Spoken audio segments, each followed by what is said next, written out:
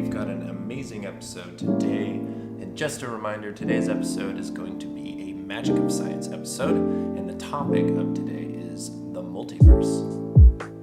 Alright, quick note, today's episode is sponsored by Creativity. May it find you through things that inspire you. And as always, my name is Frank the Grey Mage, and I will be your host today. If you're joining us from the fifth dimension, we've got about 2 minutes on the clock until we officially get things kicked off. So please feel free to skip forward.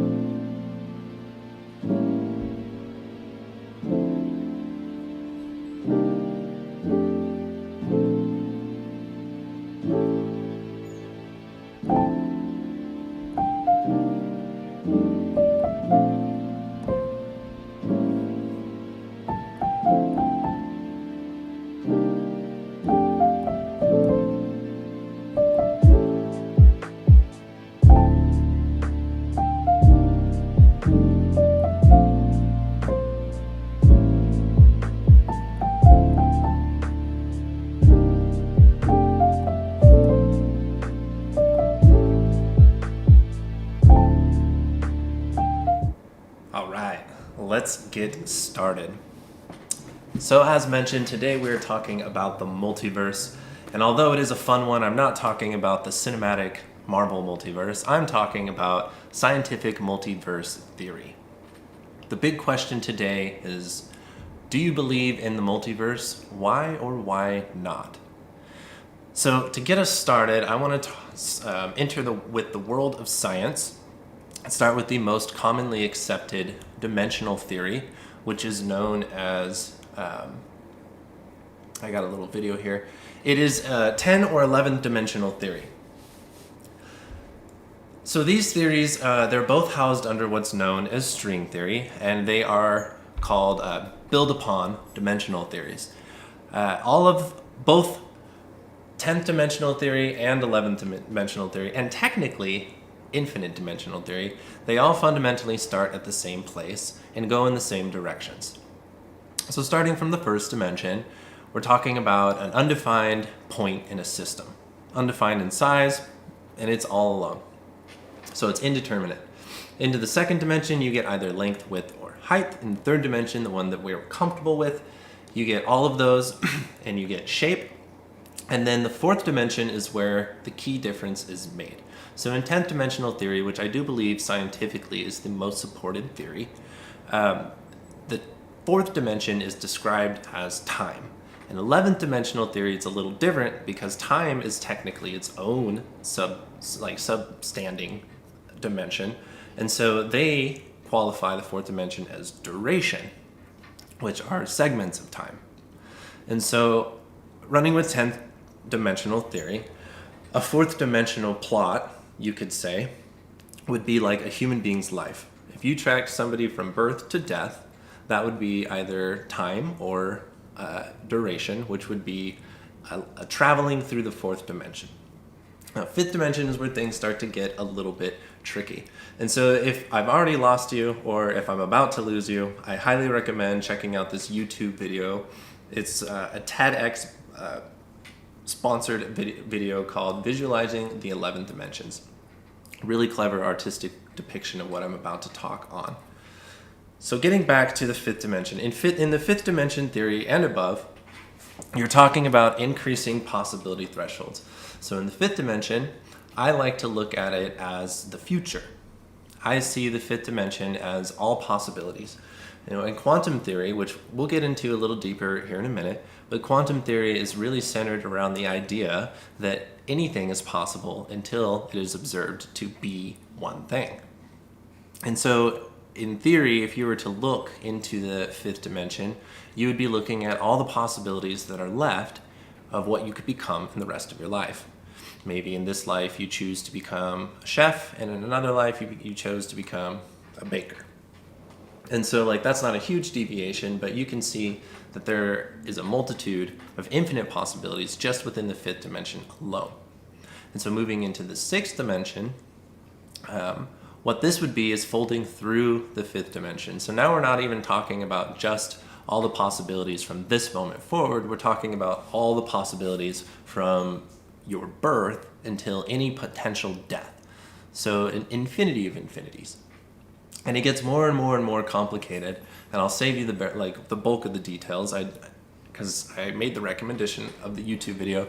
But when you get all the way to the 10th dimension, essentially you've ascended from all possible starting places of all different kinds of laws that govern different possible universes to all of their possible ends. And so here, theoretically, you've reached everything. The infinity of infinities, the edge of the cusp. There is a theory that it's possible that time exists in other dimensions in such a way where there is multiple angles. There's multiple dimensions, you could say, of time running simultaneously. And if this theory is applied to 10th or 11th dimensional theory, now you're talking about an infinite combinations of different times that are running simultaneously within a pocket dimension. Now that's extremely complicated. And so if we want to wrap our heads a little bit, when I open it up for questions, I can go deeper into that, but I think I'm just going to stop there for now. So this word time keeps coming up. And if dimensions are real, there's this conundrum that are known as paradoxes or space-time paradoxes. And so paradoxes make dimensional theory seem impossible because there are these impossible scenarios that defy space-time physics once you start to bend the rules of time. One of my favorite examples of this is the gunman example. So say that a gunman, an assassin if you will, enters a room where there is a time portal. And on one side of the time portal is 5 minutes into the past. So the gunman walks in front of side A, we'll call it, that's 5 minutes in the past, picks up a gun and loads it. And then he walks to side B, waits 5 minutes, and shoots himself. Well, how is that possible? Right? If he shot himself in the past, he wouldn't be able to end up in the position to pull the trigger. And so that's a paradox. Because paradoxes exist within a theory, which is what dimensional theory is, they're kind of like, they're soft spots in the armor, you could say. All right. So I have a couple listeners here with me today, and I did pose that question, which is, or pose it again, where do you stand? Is the multiverse real? Why or why not? So as we're thinking about that, and I'm going to give it a little moment, I want to invite the audience listening in through Clubhouse to commentate.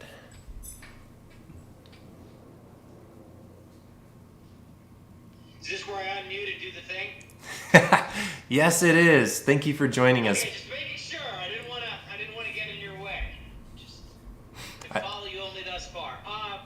So my answer is pretty simple, and that it's yes. And my reasoning for yes is a couple of months ago, in a very lucid dream, I had this experience where I connected with myself, but it wasn't me. It was me in some different dimensional experience.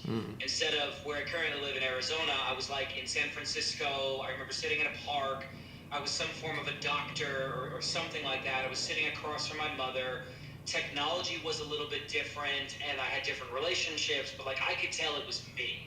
I don't know how to describe this to anyone else, but just for me, I knew I was me, and I could sense I was me, and there was something about this me that I really, really enjoyed. And I just remember it so vividly that it stained my mind to forever be like, yeah, somehow in my dream space, I folded through the veil and was able to connect with a sense, like, as might be joked, a variant of myself in this other dimensional experience. The big thing that I took away was when I woke up, I felt general feelings of dread in my life because I wasn't enjoying my life at that time.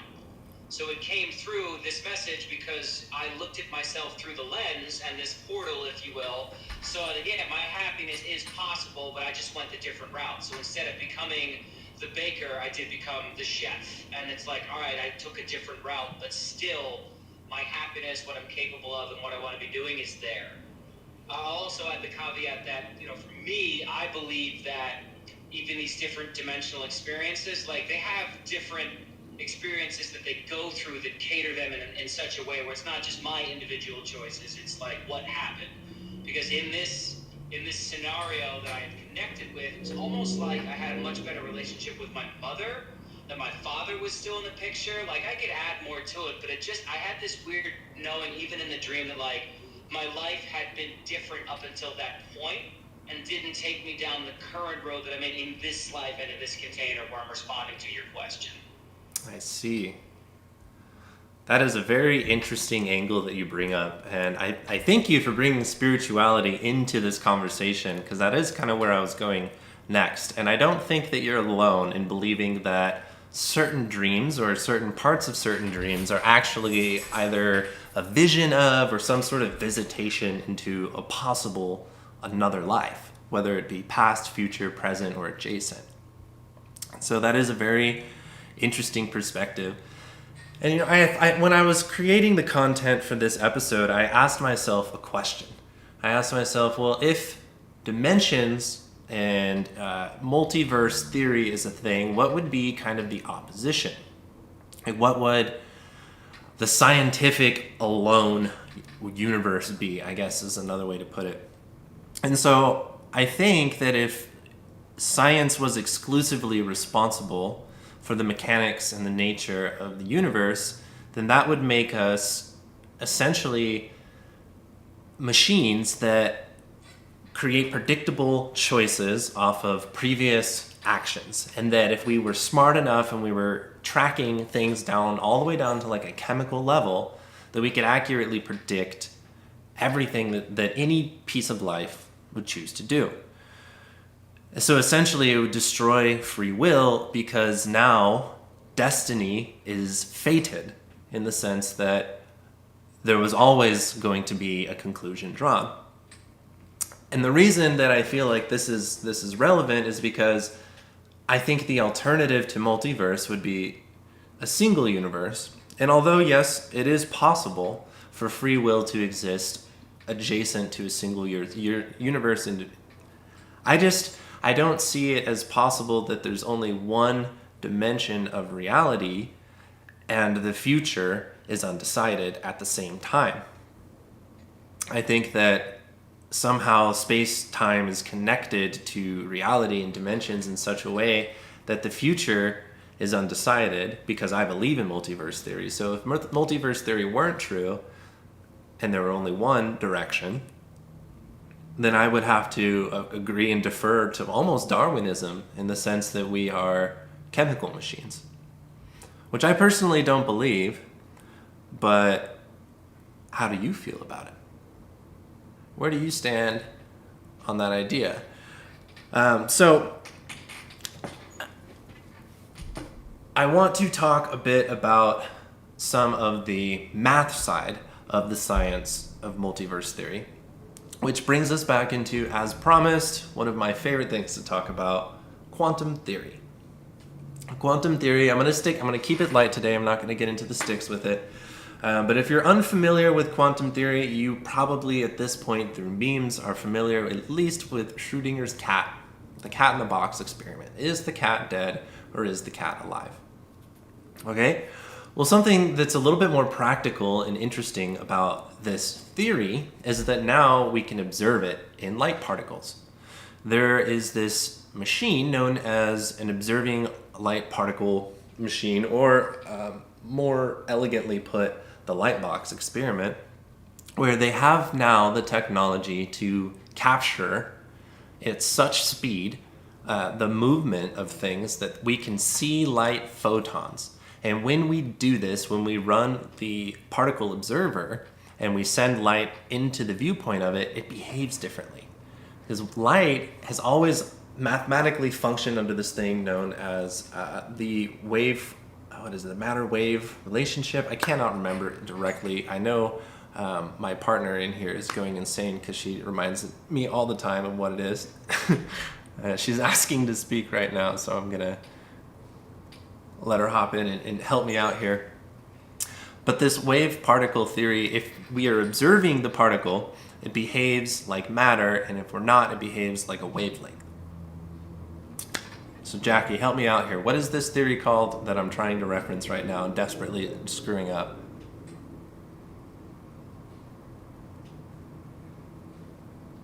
You there? Hi, it's the wave-particle duality. Ah, thank you. Yes, the wave-particle duality. I almost died as soon as you said that, so I'm glad you waked me. It took me a minute to figure it out. Yeah, thank you for correcting me. I apologize, guys. That was very unprofessional. But, so that brings me to the second question I wanted to propose today. Because quantum mechanics we're finding is actually practical within the world of physics, and we're building machines around possibility math. And in possibility math basically asks this question, and I pose it to you now. What is the future? How do you define the future? And how do we make the future real in the now? As you're thinking on this, I'm going to turn once again to my audience and see if we have anything anyone wants to share. My answer comes to an outcome not yet realized. Just one? Possibility. Okay, so the possibility of just an outcome, or the possibility of all outcomes. And if it is the possibility of an outcome, right, then how do you delineate how quickly that's accomplished? Because that's part of the future too, right? Whether you eat lunch in an hour or 4 hours, that's in the future. Well, this came up kind of recently in my men's circle, and it was kind of about the idea of like threading the needle. That as you get a little bit closer to a goal or an outcome, like the road gets more narrow kind of thing, and that eventually, like, you know, within your 20s, you're deciding differently than in your 30s and that kind of thing. So I can agree all outcomes, and that because of the flow of time, that eventually not all outcomes are possible. And some outcomes are not possible. So that's why for me the future is a possible outcome. And then what possible outcomes determined on that flow of time? Because we need that as part of the fourth dimensional container, right? Right. Definitely. An interesting quality of the future is that it at least appears fluid. I'm trying to save room for the hypothetical possibility that we are chemical engine reaction machines and that everything is predictable. Man, I just don't see it. I really just don't see it. Oh, we got hello, Carolyn. Oh my gosh, you guys are in for a treat today. I'm not going to put her on the spot like that. This is her first time joining, but my grandmother is joining us, and she is quite the interesting character. Hopefully we can keep her around because, man, her stories. Anyways, moving back into the topic of discussion today. So would you say, with your understanding of the future, that the future itself is some sort of multiverse? Well, yes, and I liken this to a game that I used to play where it was a text-based role-playing game, and you were creating this fantasy world with other writers. The point is yeah, we had to set certain containers, fantasy realism, future sci-fi, things like that. However, the future was never fully determined because even though the story was kind of set in the past, the future was always being written. You can liken this as well to Dungeons and Dragons, right? Like a DM creates scenarios based on where the party goes. And even if they come up with a campaign that they think is great, they always have to adjust to that variable of their players. It's the same exact thing in life, right? Like you're playing the avatar, you're writing a story, you're moving towards a future. Some of your past you can't change, some of your future's already set, but that's part of the flow of time as measured by that human container of just being a physical being, because our time is finite, no matter what. Well, and that is an interesting perspective, and I tend to want to believe that time is finite, but I do have a counter intuition and a counter idea. No, I mean, time is finite for a human being. Sure, Like, the physical body is not. you are correct. You are correct. I think that it is relative, though, to the speed of the thoughts and actions that somebody is projecting through their choices. And meaning that it might take somebody who spent most of their life programming their brain to render them results a lot less time to learn something like a new language versus somebody who's been programming their body. And then if the shoe are on the other foot, if that same two people were to enter some sort of physical arena where they're like doing obstacle courses or something, then obviously the preparation that's done by the person is physical. And so then there's also will.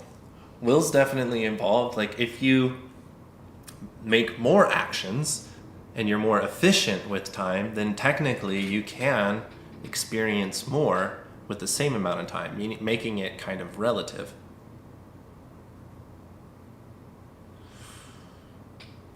In physics actually has space for this truth. There's some measurements in the world of psychology that support this idea that the average human being, maybe even as you're listening to me right now, you may be experiencing other thoughts popping in and out of your head. And that is because the average human brain can process 5 times faster than the average human mouth speaks. And so there's extra room, unused room in your mind in any given conversation that you often will tap to distract yourself if it's not interesting, right? I'm definitely guilty of that. And then there's the physical relationship of the equation of time that's kind of interesting because gravity is a factor. If you change gravity, you change the flow of time. Also, speed is a factor. It's not a theory anymore. There is a particle accelerator in the UK that proved by putting a particle, I can't remember what the particle was, but I know it had a shelf life of 12 hours, and they hyper accelerated it to the speed of light, and they put more power into the system. The particle did not accelerate, however, its shelf life increased, proving the theory that if you accelerate, quote unquote, accelerate to the speed of light and continue to accelerate, because you've breached the cosmic speed limit, time itself decelerates instead of you getting faster. And so there's a relativity to time, and I think that actually is a proving point that the multiverse is possible, because if time itself is pliable, then the relationship with reality itself is pliable. And if the relationship with reality is pliable, then who says you can't fold through time and end up in another reality where you're a completely different human in this body? A lot of people claim to have these kinds of experiences in this lifetime, and I think a common label for these experiences is an out-of-body experience. Right? Where you enter a place where time and space are kind of relative to you. I think anyone who's had experience with maybe, say, psychedelics can relate to the idea that in a few hours' time, it's possible to simulate the experience of many, many, many, many hours of time. And so the lessons and things that you can program into your mind, although in physical time happened in 2 hours, like you're condensing 8 hour, quote unquote, 8 hours of experience into that 2 hour period, which is a 400% efficiency rating for those math nerds out there like me. And so I'll ask again, now that I've kind of like thrown some new perspective in there, what is the future? And this time I want to ask with the caveat, is it something that you can actively change? And if so, how do you best go about changing the future? As we think about that, I will invite anyone who's listening in from Clubhouse to speak on that.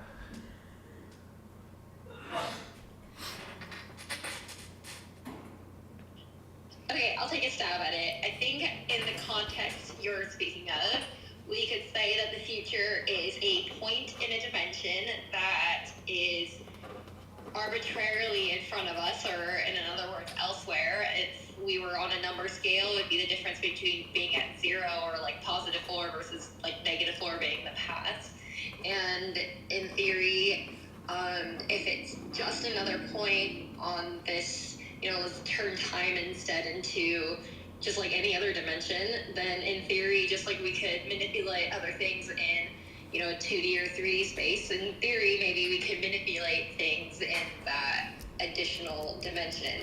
What that might look like, I don't know. I don't know if that would be, some people say as soon as we set an intention, or like, there's a total butterfly effect, every small move could actually make a difference. And maybe setting intention is all it is. Unfortunately, because we're 3D beings, it's kind of hard to, know for sure if we're changing that other dimension. But in theory, if that's how we're going to treat it, all that could be possible. Beautiful answer. I love that. And I like that you brought up the graph. I don't think it's linear like the traditional XYZ graph of 3 dimensions. I believe it to be more of a torus, and I'm kind of exposing myself and being a little vulnerable here because this is probably more leaning towards the spiritual realm, the spiritual side of things, the scientific. But hey, this is the magic of science, so let's get into it. So what is a torus? Well, a torus, in another familiar word, is a donut. Right? It's a circle with a circular spherical hole punched through it. And so dimensional torus, it actually comes up in a lot of context as far as like art and some like healing modalities. If you look at any sort of metaphysical chart of something like a chakra or an energy system like the meridians, you're going to see a torus, right? And so a torus, if you apply the concept of infinity, this is what I believe the entire universe to look like. And we are moving from the center of said torus, the most infinite small point at the core of this shape, which would be the first dimension in the 10th dimensional journey. And from a single point in an undeterminate system, we choose our direction. And as Benjamin mentioned, you kind of make the past as you're moving forward from a first dimensional thing all the way to what I believe to the 10th dimension, and then from the outside of the torus you get sucked back into the first dimension and it all starts over again. Now I am talking here about reincarnation. I'm not being spiritually specific. I don't know if like anyone has it 100% right, but according to thermodynamics, all energy is recycled. And that's kind of what I'm talking about here. I'm not sure that as I, Franklin Sheffield, traveled towards what I believe to be the 10th dimension, or in another word, the universe, or in another word, God itself. I believe that as I traveled towards that destination, Franklin Sheffield will become less and less relevant, to the point where everything will be me, and that's boring, so I'll start again. Definitely getting a little bit off track here as far as like, is the multiverse real? But I want to ask, because I know I have some spiritual people on today, I want to ask, does any of that resonate with anyone else, or am I alone and kind of crazy in my theories about like what the universe is and how dimensions and time space relate to it? Okay, so for me, I think math, or Ben, do you want to go? No. Okay, so for me, when I look at math and like how, like what we were talking about, like the torus shapes and all that, and like dimensions, for me, the geometry aspect of it is what really, for me, made multiverse seem possible, and the idea of different dimensions above ourselves. I know I told you this specifically, but there was a movie that my 7th grade geometry teacher called me, and I think it was like Adventures in Flatland, but basically it had and showed beings that existed on lower, if we're a 3rd dimensional being, there were 2-dimensional beings that we could tell were squares by looking at them from a 3rd dimension, but when they look at each other, they would be a specific line, and there were things that lived on a line, and that was the dimension they existed in, and there were only, they'd only see points if they looked in either direction, and there was a point that was like self-existing. And what struck me, and there was this whole thing about this. I think it was like a sphere that basically found a square in like the flatland and brought him into the third dimension because there was like something going on. But the square at the end of it was like, oh well, you know, like couldn't even, you know, imagine that this dimension, a third dimension existed. Until you brought me out and showed me. So potentially, like, could there be more dimensions? And the third dimensional being was like, oh, how could that be possible? I can't even imagine what that would be like. And so it just kind of shows you that just because we have a hard time perceiving it and seeing exactly what it would look like doesn't mean that that's out of the realm of possibility. And it makes sense that if there are all these lower dimensions that in theory can exist within themselves perceptively, why can't there be more than just ours? Yes. Preach. I love that you mentioned Flatland. Another great example of two-dimensional, three-dimensional relationship that is interesting is the mobile strip, which is if you take any piece of paper and you add a half twist, basically flip one side all the way over, and you tape the two ends together, you can now infinitely draw a line down the center of this two-dimensional and three-dimensional shape. Benjamin, did you have a share? I didn't mean to cut you off there.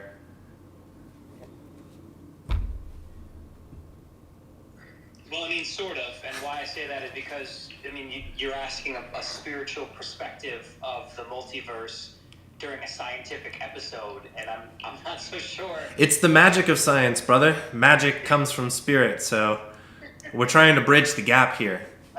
All I'm just trying to say is, like, I don't know how far into that rabbit hole I can go without going into stuff that really isn't as provable as some other things. Well, please dive deep. That is the point of this show. It's not exclusively mine. It's definitely the audience's as well, and I want you to have a genuine experience. So let's go. Where are we going? I guess for me then the question, or the answer to the question becomes, you're talking about like what is space and time, and it's like for me the Earth is a big orb floating in infinite nothingness. Okay. It's this physical experience container to, you know, what we're here for. So in a way it's hard to explain the answer to this question just because you're asking like, why do you even live? What's the point? What's the container? What's it all designed for, kind of thing? And that just gets to a level I can't go, because it involves me talking about Buddhist philosophy and past life karma and future experiences. So it's kind of hard to answer because the multiverse to me. Well, let's go there. You brought up an interesting one, which is the spiritual bridge between past lives, right? Like past lives, I believe many people believe that's a thing that is true. And I would argue that if it is true, that's definitely solid proof of the multiverse.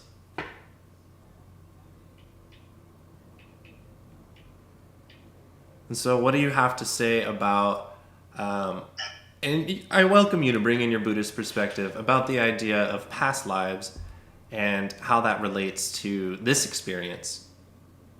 Well, I mean, for me, it's easy that when I can say, well, past lives exist, then that's the first just truth you have to accept. And if you can't accept that, then we don't even need to move on. Okay. If we started with that as a truth, past lives exist, and they have an impact on the current physical incarnation of what you are. And what I mean by that is your past lives affect things like how you were born, where you were born, and then what you're even here to do, because everyone here is for a mission or a purpose or something like that. Right. So that's where I start. So then again, the multiverse for me is easy, where it's like, yeah, so there's a physical incarnation of a Benjamin that is in another life that is living a completely separate container, but that a spiritual essence went to go inhabit and live that experience. And I have my experience in this container. Gotcha. Interesting. So that's where, again, for me, it's easy, but not everyone can meet me in that place, because as a Buddhist, it's kind of easy for me to explain it, but for other people, I mean, if you don't expect or accept Buddhist philosophy and what it teaches, again, I don't expect you to accept what I believe. And you know, that's fair, but I also believe that religion has a value. As a non-religious person, I found God, if you will, through an equation. I found God through Fibonacci's sequence or spiral. And so I'm very, that's why I created this show, really. I'm very science-based in my understanding of spirituality, and I like to quantify the unquantifiable. And I think that, like, understanding or trying to understand how the multiverse might work is one way of doing that. I just want to toss out something Please. very basic, just a small little nuance difference. So Buddhist philosophy at a base, just what it is at a base, not my particular Buddhism, just Buddhist philosophy itself, would not look into the unperceivable world. If it can't be proven, like, what's the point? It doesn't change your suffering of your physical mind and your physical container. So Interesting. I want to invite that in as a small distinction. For sure. Which is very important, because it sounds like maybe traditional Buddhism doesn't have place for the multiverse, which isn't under that. That is a completely valid counter argument, which I've heard. Philosophically, how can we even prove that anything exists other than right now, this moment in time, the most relevant and the only accessible moment in this thing that we experience and label as time is now. So especially with the knowledge that the further the past gets away, the less clear. I like the analogy of a ship. This is a really good analogy.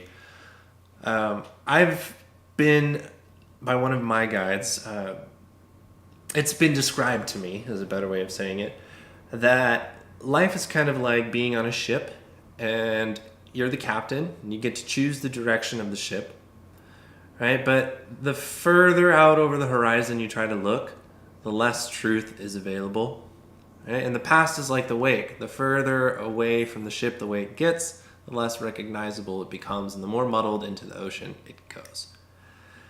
And so if you're on the ship in the middle of the ocean and there's no land in sight, really the only thing that's real to you is the ship itself.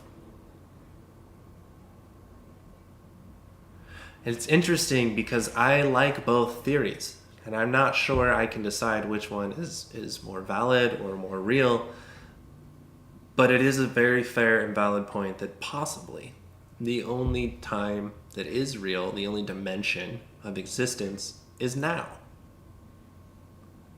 The Buddhist ideals. I mean, that's kind of the basic premise. It's why I've always enjoyed Buddhism as a philosophy. I do definitely put religion and faith into it. Not all Buddhists do that. I do. But as a philosophy, it's like, yeah, all you have is your present moment. You have nothing else to prove. You can't prove anything else besides now. Right. Well, that is about everything that I had in mind for today's show. But as always, I like to give the listeners, especially those that are kind enough to join me today and offer their opinions, a little bit of space to shout out, anything holistic or anything joyous that's happening in the community around us that they think that people ought to know about. So starting with myself, I've given this entire project a facelift. We're going to be I will have produced about 70 episodes by April. And so there's going to be plenty of opportunity for you guys to engage. And I invite all of you to join us every Sunday, Tuesday, and Thursday here at 4 p.m., either on Clubhouse or you can watch it live on Telegram, Facebook, YouTube, or Twitch. Also, please check out the holistic events or the unityproject.card.co, which you can find a link to on the website, which is greychats.live. Check it out. Lots of good stuff on there coming from your community to you. Now, is there anyone else who got anything going on in the community that we ought to know about?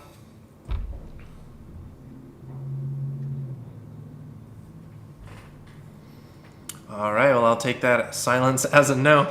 So thank you again, everybody, for joining us. As always, have a wonderful day. I will see you next week